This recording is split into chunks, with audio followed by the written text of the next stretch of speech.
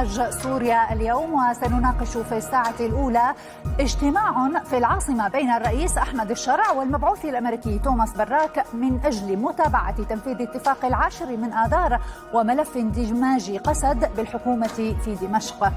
إذن مشاهدينا، في دمشق وفي أروقتها السياسية يتحرك الملف الأكبر والأعقد في سوريا الجديدة، قسد واندماجها في الحكومة السورية. يصل مظلوم عبدي إلى العاصمة على رأس وفده ليفتح اتفاق 10 من آذار الذي تأخر وتعثر تنفيذه، ولكن هذه المرة بوساطة المبعوث الأمريكي توماس براك وجهود دولية أخرى.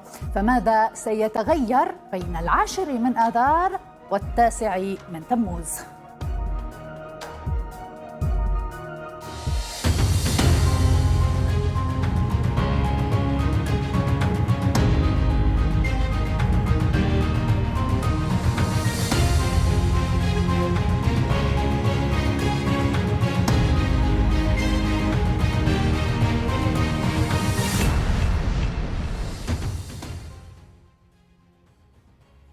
إذن مشاهدينا، قال المبعوث الأمريكي الخاص إلى سوريا توم براك إن هناك طريقا واحدا أمام قوات سوريا الديمقراطية، وهو الطريق إلى دمشق، موضحا أن الفيدرالية لا تعمل في سوريا.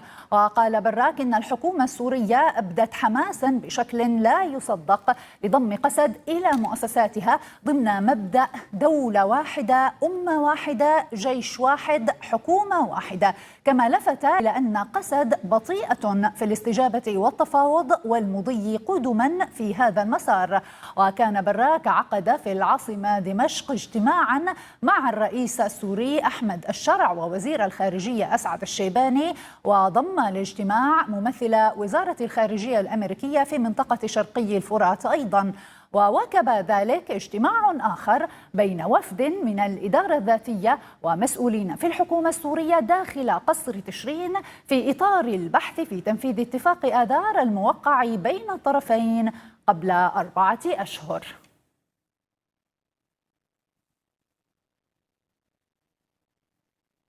إذن كانت هذه آخر الأخبار والتطورات حول ما جرى في دمشق اليوم. نتابع في هذه المادة التالية أبرز بنود اتفاق 10 من آذار الموقع بين الرئيس أحمد الشرع وقائد. إذن لمناقشة هذا الموضوع مشاهدينا ينضم إلي في الاستوديو الدكتور سمير عبد الله، الباحث في مركز حرمون للدراسات، ومعنا عبر سكايب الدكتور مهند حافظ أوغلو الأكاديمي والباحث السياسي وهو معنا من إسطنبول. كما ينضم إلينا الكاتب والصحفي هوشنك أوسي من بلجيكا، ومعنا أيضا من واشنطن ياسمين نعمو عضو التحالف السوري الأمريكي لسلام.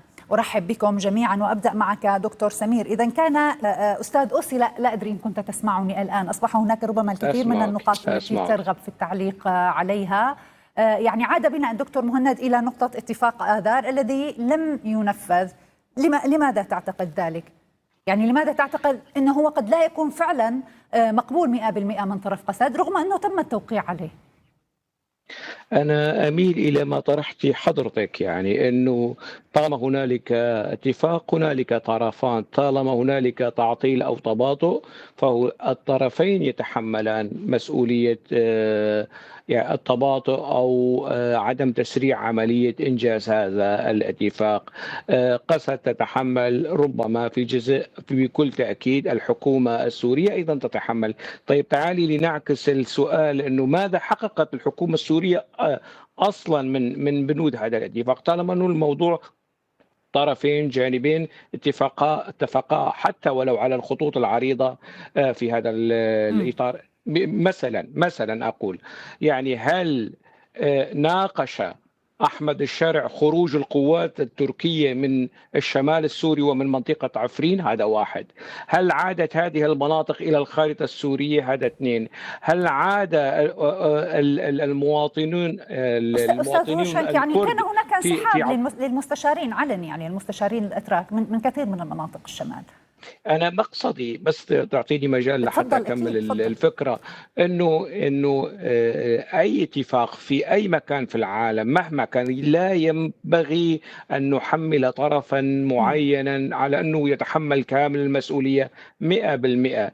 طالما هنالك إرادة حل فالطرفان لديهما إرادة حل. وضيفك في اسطنبول يعني يحكي من عنده انه مظلوم عبدي لا يعترف او قسد لا تعترف، ويعني يؤول من نفسه، يعني الموضوع يحلل، يعني متعلق هو يحلل المشهد أستاذ هشام. لا تحليل المشهد قائم على الوثائق. هنالك اتفاق، هنالك النص، هنالك توقيع، هنالك مش بس قبل فترة وقبل الاتفاق أيضا تصريح لمظلوم عبدي في حوار مطول مع المجلة بيقول بالحرف الواحد من شئت. إذا الأستاذ مهند مونو مطلع فبإمكانه أن يعود إلى الموضوع. منشئة الحوار أنه الشرع رئيس، ويعني ما في غير سوريا، ما في غير دمشق، والحكومة الموجودة في دمشق جهة مفاوضة من قبل قسد. إذن ينبغي أن نراعي حساسيات قسد. قسد ليست أبو عمشة، قسد ليست بولات أو أي طيب. فصيل تابع للمخابرات التركية. قسد طيب جهة عسكرية ذات أجندة سياسية، لها أجندة سياسية، هي مشروع سياسي بطبيعة الحال أستاذ هشام. طيب ما هي مسؤولية، ما يعني تحدثت عن مسؤولية الحكومة أو عن جانب يعني حكومة دمشق وما كان يعني يجب أن تبادر به من أجل تنفيذ الاتفاق، ماذا أيضا عن مسؤولية الطرف الآخر؟ يعني وهل تعتقد أنه كافي؟ ما الذي يريدونه؟ يعني هناك هذا الاتفاق الآن، لديهم اعتراضات عليه، ما هي هذه الاعتراضات؟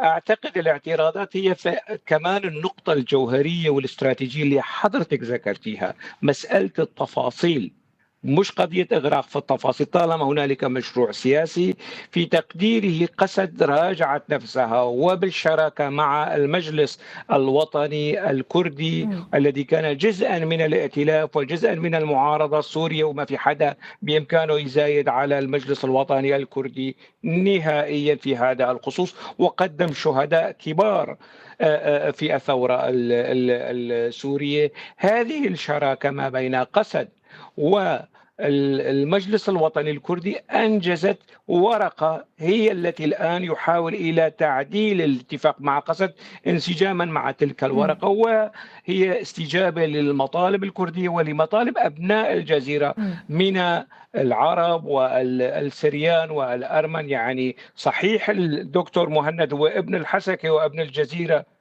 وراح يعني صار تركي 100%، ويهمه مصالح تركيا أكثر من مصالح الحسكة. لكن كل عرب الجزيرة مش مهند، يعني كل عرب الجزيرة سوريون، وكرد الجزيرة سوريون، ويهمهم مصلحة دمشق قبل مصلحة لكن يعني هناك من قد يقول لك أستاذ أوسي أنه يعني حتى هذا التوافق الكردي الذي حدث ربما في مايو الماضي والذي تفضلت بذكره، وأنه كان هناك ورقة، يعني هو أيضا يعني حدث بمعية الورقة الأولى التي وقعت في دمشق، يعني ورقة آذار، والتي مهدت ربما ليجلس الطرفان يعني اللذين كان يعني ليس على وفاق، وهما قسد والمجلس الوطني الكردي، ويتوصلا إلى هذا الاتفاق. أود أن أعرف منك أيضا المانشيت العريض، يعني الهدف العريض الذي حملته قسد اليوم إلى دمشق، والذي تقول أنت الآن أنه بالفعل هو مطلب كردي. شوفي، من تصريحات توم باراك يعني وإشراك الجانب الفرنسي في هذا الأمر، يتضح أن هنالك تعديلات. وطالما دمشق والرئيس السوري المؤقت أحمد الشرع أفسح المجال لذلك، فالجانب السوري، الحكومة السورية مستعدة الآن. نحن الآن نحلل، يعني نحن لا يمكننا من خلال هذه التحليلات مصادرة قرار، لربما كان قرار الحكومة السورية يعني غير منسجم مع هذه التحليلات تبعيتنا. يعني طالما الحكومة قبلت بأن يكون هنالك أطراف، مش بس طرف أمريكي، الطرف الأمريكي والطرف الفرنسي، الاثنين مع مقترحات تعديل هذه المواد أو بعض المواد في الاتفاق بين قسد وحكومة الشرع. طبعا يعني توم باراك لم يقل الطرف التركي، يعني ولن يشارك الطرف التركي في هذا الموضوع، لأنه ما له علاقة، يعني سوريين بين أنفسهم وجهات كان دولية. هناك طرح بين الطرفين، يعني مرات عدة علنية وغير علنية ربما، يعني واشنطن اليوم تعرف ما هي مطالب أنقرة، وحتى براك يعني عطفا على حديثك أستاذ أوسي يعني قال بأن هناك طريق واحد أمام قسد هو الطريق إلى دمشق. يعني ربما لم نعرف هذه. أنا أيضا أقول وأنت تقولين والكل طريق يعني الوحيد الأوحد هو دمشق. يعني حتى القسد والكرد وأبناء الجزيرة هم عندما يطرحون مطالبهم لا يضعونها على طاولة واشنطن، إنما يضعونها على طاولة دمشق. جميل. المخاطب الرئيسي والاستراتيجي دمشق، لكن التدخلات الإقليمية في خيارات دمشق، في قرارات دمشق، سطوة وسلطة وتحكم وتغلغل أنقرة داخل قرار دمشق هو الذي يعرقل. يعني ربما ندع المجال بعد قليل للدكتور سمير والدكتور مهند للتعقيب على هذا الموضوع. أعذرني، يجب أن أنتقل إلى ضيفتنا. استخدام عسكري أقصد، تمام؟ هل هذا صحيح أو لا؟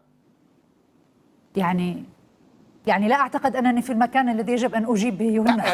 أنا أطرح السؤال بمعنى هل تمهل دمشق وتريثها مع ضيفي من بلجيكا أنه نحن أمام عملية قد تأخذ وقتا طويلا، يعني ربما لسنا أمام حلول سحرية. أعود إليك أستاذ أوسي، يعني وبما أننا عرجنا على موضوع التسويات الإقليمية ومحاولة إعادة هندسة الشرق الأوسط، هذه المحاولة الأمريكية، أين يمكن أن يقع ملف قسد وسط كل هذا؟ أتمنى أن تمنحيني الوقت الكافي بالقدر الذي منحتيه للضيفين والله الكريمين. يعني والله حاولت أن يكون الوقت عادلا حتى في الجزء الأول من الحلقة. تفضل، لك كل الوقت. الله يعطيك العافية، الله يعطيك العافية. شوفي، التسويات الإقليمية هنالك كلام عام في الإعلام العربي وحتى الإقليمي يربط ما يجري في سوريا حاليا والتفاهم ما بين قسد والدولة السورية وحكومة الشرع على أنه له علاقة بالحوثي، له علاقة بالأرجنتين، بالموزمبيق، وهالخيال الخصب في التحليل السياسي. الموضوع مش هيك. يعني الموضوع الواقع السوري معروف، وتكرار الخوض في التفاصيل صار لزوم ما لا يلزم. هذا من جهة. من جهة أخرى يعني ضيفك في إسطنبول يسقط نفسه في مغالطات كثيرة وبالجملة فيما يتعلق بأنه هو سابقا مواطن سوري، حاليا مواطن تركي، لكن لا يمكن أن يملي. أستاذ هوشنك، يعني أرجوك دعنا لا نشخصن الأمور بهذه الطريقة أرجوك. لا يملي على الشعب السوري وعلى الحكومة السورية ما ينبغي أن تفعله طبقا لمصالح الشعب السوري والدولة السورية. نحن سوريون، نحن بيننا مشاكل، يعني سنحل هذه المشاكل بالحوار. يعني سنحلها، ولكن لا يمكننا سحب الجنسيات من بعضنا البعض أيضا. لا، الموضوع انه انا كاقتراح يعني من زميل واخ، يعني في المره القادمه اذا استضفتي ضيف استضيفي صحفيا تركيا قحا. استاذ هوشنك، دعنا يعني نعود الى الموضوع. دعنا ارجوك، دعنا نعود الى الموضوع. فيما يتعلق بالواقع، يعني الواقع السوري. يعني ضيفك أيضا في مركز حرمون أتمنى منه أن يقوم بجولة، بحكم أنه هو باحث ويعمل في مركز حرمون، أن يتجه إلى دير الزور وإلى الرقة وإلى الحسكة وإلى القامشلي. وفي تقديري لن يلقى ما يقال ويشاع يعني من مصادرة. إذا أنت حضرتك الآن عملتي بحث عن مصدوم عبدي، سترين عشرات الصور له والعلم السوري خلفه. لا يوجد هنالك هذه المبالغات. الباحث لا يعتمد على المبالغات التي يعني تحاول شيطنة قسد وشيطنة الإدارة الموجودة هناك. يعني تحدثنا عن انتهاكات موثقة أمميا، حتى هيومن رايتس ووتش وثقتها. نعم أنا معك، لكن من هذه الانتهاكات الأممية موضوع العلم السوري مش منه، لأنه العلم السوري مرفوع الآن. هذا أولا. الآن أستاذ هوشنك، يعني شوفي، يعني الحكومة السورية، يعني أنا لا أريد أن أتخندق في هذا الموضوع طالما أنه بيصير هجوم على قسد بهذا القدر، فيعني أنا لا أريد التخندق. الحكومة السورية عملت لجنة حوار وطني بمعزل، وأنجزت الحوار الوطني بالرغم من كل ملاحظات السوريين. بعدين لجنة إعلان دستوري وأعلنت الإعلان الدستوري. الإعلان الدستوري منح الرئيس للأسد صلاحيات تتجاوز أضعاف الصلاحيات اللي كانت ممنوحة أو موجودة لدى بشار الأسد.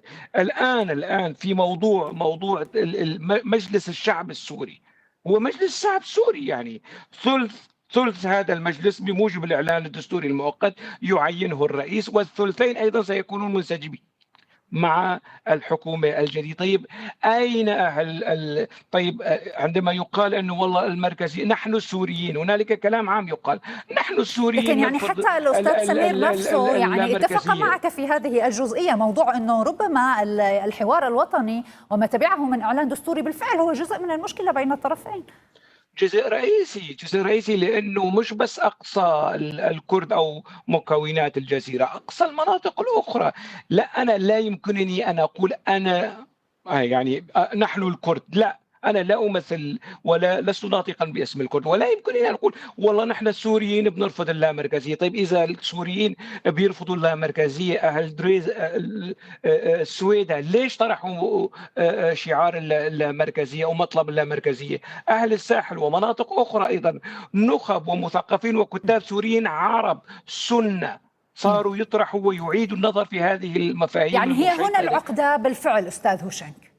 ما نحكي بشكل عام وباسم السوريين انه نحن السوريون نرفض. طيب انت الان كباحث موجود الان في واذا حكومة الشرع قبلت باللامركزية طبقا للرؤية الأمريكية الفرنسية القسدية، أنت كباحث ماذا ستفعل؟ هل ستعارض هذه الحكومة؟ هل ستعلن العصيان عليها؟ هل سترفض وتقول نحن السوريين؟ لا، بهذا النفس التخندق التعصبي لا يمكن يعني أن نمهد لحوار صحي وطني يعني أرجوك أستاذ هوشنك، أود فقط العودة إلى النقطة. يعني أنت هنا تضع، يعني تحاول أن تشخص أن الموضوع فعلا متعلق فقط بموضوع اللامركزية وهو الخلاف الرئيسي بين الطرفين والذي جعل المفاوضات اليوم جزء منه، والجزء الآخر أين؟ الجزء الآخر مثلا الحقوق الثقافية الكردية، حقوق اللغة، يعني ما يتعلق بوجود الكرد ومكونات الجزيرة في دمشق. شوفي هذه المحافظة 100 سنة هذه محافظة أو المحافظات الثلاثة، الدير والرقة والحسكة، 100 سنة تطعم وتكسي وتدفئ كل المحافظات السورية. شوفي حال الدير، شوفي حال الرقة، بلالك يعني السوريين كلهم يعلمون ذلك. فهذه المحافظات ومكونات هذه المحافظات كانت مغبونة على عشرات السنين قبل البعث وبعد البعث وحتى الآن. لكن حقوقها مرهونة باتفاق مع قسد أستاذ هوشنك، يعني لم يتبقى معي إلا ثواني والله. الآن السلطة الموجودة هي سلطة قسد، شئنا أم أبينا، يعني سلطة قسد سلطة أمر واقع. طيب تعالي نطرح هذه النقطة على المشاهدين.